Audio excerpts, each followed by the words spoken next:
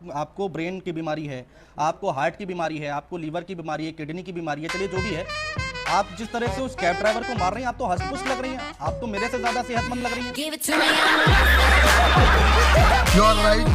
तो hello guys, स्वागत है आपका एक और नई वीडियो के साथ। तो आज हम बात करेंगे लखनऊ की रहने वाली प्रियदर्शनी के बारे में, जिसकी हरकतें देखने के बाद आप लोगों को उसके ऊपर गुस्से के अलावा और कुछ नहीं आएगा। जिसको ऐसा लगता है कि अगर कोई ट्रैफिक रूल्स को तोड़े तो पुलिस कंप्लेंट नहीं करनी चाहिए, ना, बल्कि कानून को अपने हाथ में लेकर सामने वाले को जम के पीटना चाहिए। कंट्रोल। तो यार इस पूरे मामले को शुरू से देखते हैं बिना किसी टाइम वेस्ट के। चलिए शुरू करते हैं। तो मैं आपको पूरा मामला समझाता हूँ कि आखिर हुआ क्या था। कुछ तो बता, अरे कुछ तो बता। ये दीदी रात को जेब्रा क्रॉसिंग से रोड क्रॉस कर रही थी। I am not a girl, I am a lady, woman. चलो ठीक है आंटी जी, ये आंटी रोड क्रॉस कर रही थी, तभी सामने से एक कैब आती है, जिसको देखकर आंटी को ऐसा लगता है कि अब तो ये मुझे उड़ा ही देगा कैब वाला। और उसके बाद मेरे को तो ऐसा धक धक हो रहा है। अबे जल्दी बोल, कल सुबह पनवेल निकलना है। और उसके बाद वो कैब ड्राइवर ब्रेक लगा देता है। और क्या, और मेरे हिसाब से तो यही उसकी सबसे बड़ी गलती थी, ब्रेक लगाना। उसको ब्रेक तो लगानी नहीं चाहिए थे, सामने वाले को उड़ा ही देता। और यार ये तो सही है कि वो कैब ड्राइवर सैलमन बॉय का फैन नहीं था, वरना तुझे गाड़ी से तो उड़ाता ही, और इतने थप्पड़ खाने की जगह तेरे एक ऐसा खींच के मारता कि तू उसी में बेहोश हो जाती। सॉरी डार्लिंग,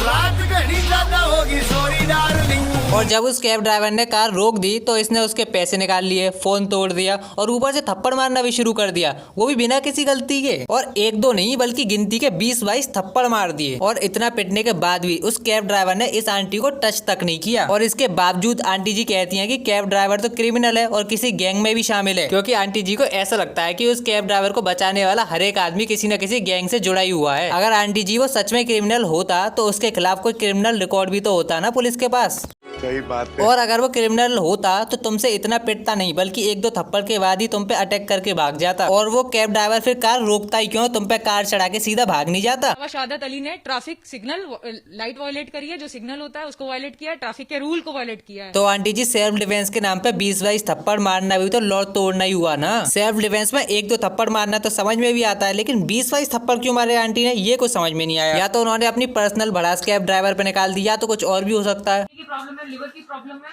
ब्रेन की प्रॉब्लम है, ब्रेन में भी प्रॉब्लम है।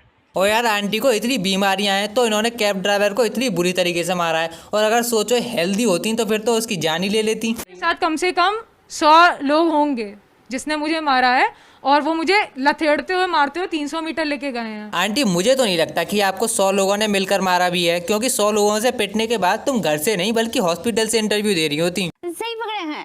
और एक सवाल मैं और आपसे पूछ रहा हूँ सर, मेरे 10 दिन आज हो गए, मैं यही केस में ही फंसा हुआ हूँ। अगर मैं यही चीज़ अगर मैं करता तो मुझे तो एक्शन लेके पुलिस 24 घंटे भी नहीं लगते, वो 1 मिनट में उठा के लेके चली जाती। अभी तक कार्रवाई जो हो रही है वो तो ठीक है, मगर अभी तक उनको अरेस्ट क्यों नहीं करा है सर? क्योंकि हमारे यहाँ ऐसा ही होता है।